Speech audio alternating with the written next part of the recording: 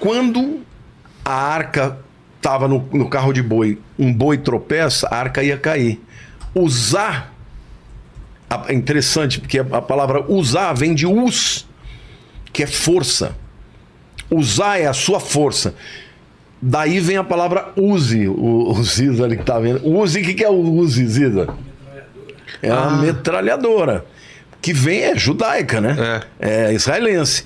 Use significa minha força. Us é força. Ou as é força. Usar significa força, a minha força. Né? Ou dar força. Ele segurou a arca para a arca não cair e ele morreu.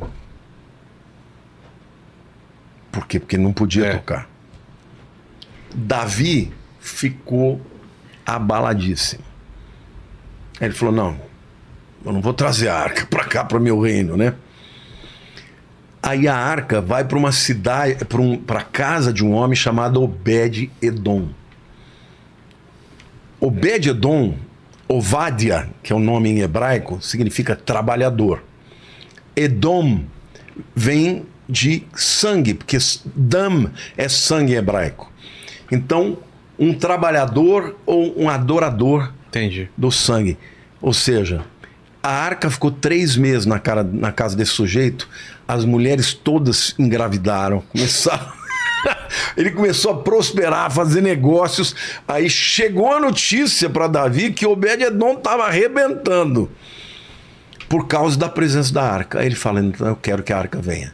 Só que aí ele manda os sacerdotes, mas para cada passo que ele dava, ele fazia um sacrifício. Nossa. Quando a arca chega em Jerusalém, Davi começa a dançar. Isso que Deus agradava. Ele era um cara que nada agradava a Davi mais do que Deus. Por isso que ele era um homem segundo o coração de Deus, cheio de defeitos. Mas com Deus ele era papo reto. Papo reto. Então a arca chega em Jerusalém e aquela festa, Davi dança e salta e dança de uma forma tão extraordinária que ele mostrou a roupa de baixo. A cueca. A mulher dele que olhava do palácio desprezou ele. Depois ainda falou, bonito, né? Isso que se faz. A Bíblia diz que por causa disso ela nunca teve filhos. Foi a Mical, que era aquela filha do Saul. Entendi. Bom, Davi chega e ele coloca a arca num lugar especial que ele chamou de tabernáculo de Davi. Ele ia...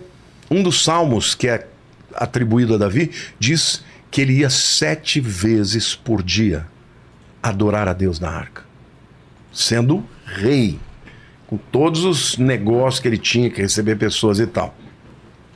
E ele fala, consulta o profeta Natan, fala, olha, eu queria muito construir um templo para Deus. E Deus falou para ele, olha, você derramou muito sangue, você não vai construir para mim, mas quem vai construir é o seu filho.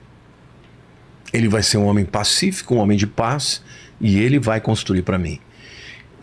O que eu acho interessante, imagina, você ser o cara que quer, que deseja, e Deus fala, você não vai. Você quer me dar essa oferta, mas eu não vou te dar.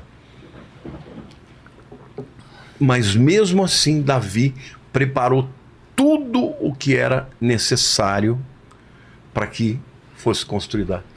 Que é o templo de Salomão. Né? Quando muito mais para frente Salomão vai construir, depois que Davi já morreu, ele já tinha tudo planejado, dinheiro, as plantas, todos os materiais, tudo. Um dos textos mais lindos é a oração que Davi faz para agradecer a Deus por poder participar da construção do templo, né? Lá em 1 Crônicas 28. Mas aí ele começa a ficar em casa. Para quê? Ele está vencendo todo mundo, o seu exército vai e ele fica em casa no palácio. E o palácio dele era um lugar alto, embaixo da sacada dele. Um dia ele estava lá, ele viu uma moça linda tomando banho nua. E é sempre assim. E aí começa, né? É sempre assim, né, Leni? Né, Tuti? Não sei. E aí começa a parte ruim na vida de Davi. Mas você acha que houve antes disso, alguma coisa que levou ele a olhar pra ela ou cair? Não. Não tem nada na assim, Bíblia. quando foi feita a novela na Record, O que fizeram? eles mostravam, eles de vez em quando davam uma passeadinha e ela lá se mostrando tá. pra ele. Mas eu achei que aquilo foi uma narrativa pra tirar um pouco do peso da culpa de Entendi. Davi. Entendeu? Botaram na coitada da Betseba, né? Colocarei uma imagem representando a arca, ó. Coisa linda, ó. É. Isso que eu acho maravilhoso, né? Porque os querubins que estão guardando o lugar da arca, em inglês a arca da aliança chama mercy seat. O lugar, o assento de misericórdia. Então, o trono de Deus, na visão de Ezequiel, o trono de Deus ele está entre os querubins. Entendeu? Então a arca da aliança representava exatamente o lugar onde Deus estava. E quando Deus manifestava, porque... E tem algumas representações na arca no formato de um trono, né? Já viu isso? Da arca? É. Sim, porque... É possível? Não, ela era exatamente assim. Não, mas algumas pessoas fizeram no formato de um trono mesmo. O formato dela. Sim, mas aí é para ser simbólico tá. no sentido de que Deus está no trono, porque representa Entendi. o trono. Não era... Deus você não pode... Exatamente. Você pode desenhar Deus, mas Claro. o trono dele está entre os Entendi. querubins. Então, por isso, a tampa da arca, que é chamado em português de propiciatório, no inglês é assento de misericórdia, mercy seat. Por quê? Porque é aí que derramava o sangue no dia do perdão e Deus olhava, não via o pecado do povo e perdoava. Entendeu? Mas Davi, quando ele traz a arca, ele vai adorar e coisa e tal. E Deus... mesmo assim fala, porque você é muito sanguinário, você não vai construir teu filho que vai. Ele então começa a ficar muito tempo no palácio. O que não era o desejo de Deus. Não era nem o desejo de Deus, e ele era o chefe dos Que tinha que estar na frente. Tinha que estar na frente. Ele começou a não ir mais. Essa eu não vou, na tá próxima fácil, eu vou. entendeu? E nessa hora, aliás, qual é o momento mais próprio para alguém cair? É quando ele tá na luta Não. ou quando ele tá na abundância? Tá na abundância, exatamente. Você já viu um cara abandonar a família quando ele tá muito ruim? Geralmente é quando ele ganha grana, né? Aí ele tem vontade de ir com a menina mais nova, não é? E Davi, ele também não foi um santo, não. Ele teve muitas mulheres, né? Teve muitas. Nessa história a gente pulou um pouco essa parte. Mas já teve antes? Teve várias mulheres. Ele teve, de cabeça que eu me lembro, ele teve Abigail, Ainoã, ele teve Maca, ele teve Agite, ele teve Betseba, ele teve a última deles, que era na verdade uma concubina. Não vou me lembrar. Teve acho que 9 mulheres e mais de 20 filhos. Mas não eram casamentos, eram... Casamentos. Casamentos. Eram casamentos que ele fazia mesmo como uma forma de fazer aliança com outros povos. Entendi. Vou lá, faço uma aliança de paz com você, caso com a tua filha. Entendi. Entendeu? Mas nesse caso dessa mulher aí, como foi? Então, Betseba era a esposa de Urias. Urias era um cara muito fiel a Davi. Ele era um guerreiro de ponta. Tava na guerra. E ele vê a mulher pelada, ele não aguenta, manda chamar e a possuiu. E ela ficou grávida. E o cara não tinha voltado à guerra? Não, o cara tava na guerra. Agora imagina, ela fica grávida, porque a guerra era meses, né? Fica grávida e o homem tá lá. Sabe qual que era a punição pro adultério? Não. Morte por apedrejamento. Nossa. O que ele faz? Ele manda chamar Urias. Urias vem, fala, o rei quer falar comigo. Ele fala, não, eu queria que você passasse um tempo aí com a sua esposa, você tá muito cansado. Ele, não, como é que eu vou morrer? Como é que eu vou deitar com a minha mulher e com meus irmãos lá? Tem que estar na linha de frente. Não se deitou com ela por hipótese nenhuma. Quando não teve jeito, Davi escreve uma carta endereçada a Joabe, que é o capitão dele, dá para Urias e fala, olha, você vai mandar Urias para frente da batalha e quando a coisa estiver muito ruim, você retira todo mundo e deixa ele ser morto. O quê? Esse foi o pecado mais grave dele. E a Bíblia diz que Deus falou depois para ele, porque você fez isso com o meu servo Urias, a espada nunca mais apartará da sua tenda.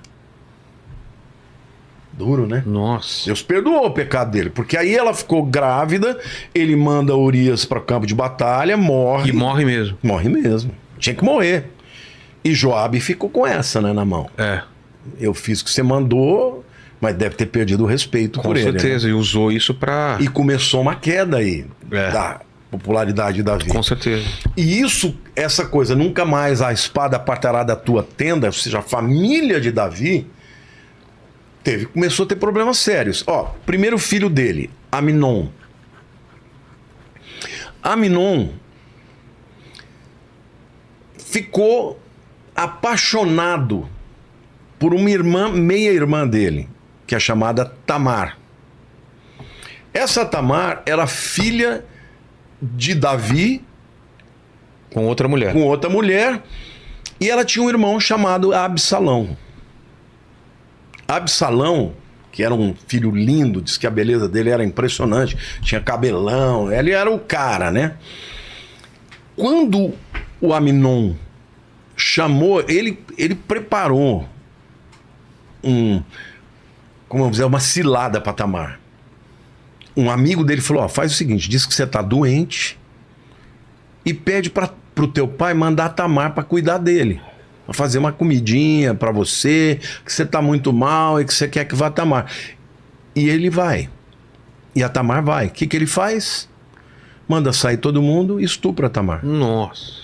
Depois que ele estupra a Tamar, a Bíblia diz que ele olhou para ela e teve nojo. Ela chorava, ela falava: meu irmão, olha o que você fez comigo. Pede pro meu pai que ele vai me dar para você como esposa. Naquele tempo ainda acontecia isso, né? Não era normal mais, mas ainda acontecia. Ele falou: não quero te ver na frente, sua vagabunda. E mandou ela embora. Davi fica sabendo, expulsa o Absalão, manda ele embora, mas não faz nada com ele. O que acontece? Absalão fica com ódio de Aminon e com ódio E Davi. de Davi.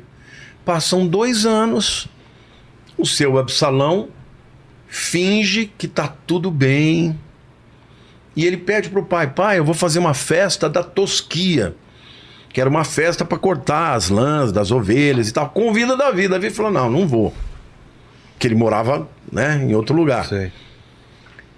Aí ele falou: então eu quero te pedir que você deixe o meu irmão Aminon participar comigo da festa. Mas Davi, por quê? O que você quer com ele? Não, pai, já perdoei, tá tudo certo, ele é meu irmão, quero que ele venha celebrar comigo. E falam para Aminon e Aminon vai.